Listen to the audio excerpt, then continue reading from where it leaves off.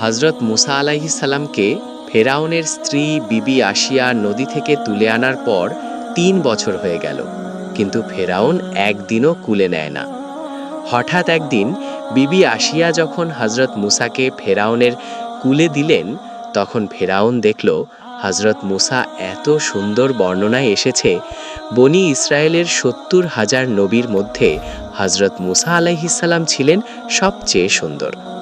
তখন ফেরাউন তার সৌন্দর্য দেখে যখন চুমু দিতে চাইলেন, তখন হযরত মুসা বাম হাতে ফেরাউনের দাড়ি ধরে ডান হাত দিয়ে এমন জোরে থাপ্পড় দিয়েছিল, এতে ফেরাউন এত জোরে চিৎকার দিয়েছিল যার আওয়াজ ৪ মাইল দূর থেকে শোনা গিয়েছিল। ফেরাউন তখনই হযরত মুসাকে হত্যা করতে চাইল। তখন আসিয়া বলল, আপনার অহংকার সম্পর্কে সে কি জানে? বিশ্বাস না করলে তাকে পরীক্ষা করে দেখুন। তখন শিশু হযরত মুসা আলাইহিস সালামের সামনে একটি পাত্রে মূল্যবান ইয়াকুত, আরেকটি পাত্রে আগুনের কয়লা রাখা হলো। এরপর যখন তিনি ইয়াকুবের দিকে হাত বাড়াতে চাইল, সাথে সাথে হযরত জিব্রাইল আগুনের কয়লার দিকে হাত ঘুরিয়ে দিলেন। হযরত মুসা একটি আগুনের কয়লা মুখে তুলে নিলেন, যার কারণে মুখে একটু ক্ষত হয়ে গিয়েছিল।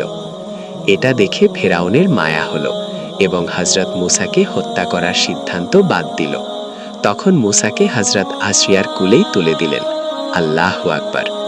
এরকম ইসলামিক ঘটনা জানতে এখনই জাহিদ খান ইউটিউব চ্যানেলটি সাবস্ক্রাইব করে পাশে থাকুন।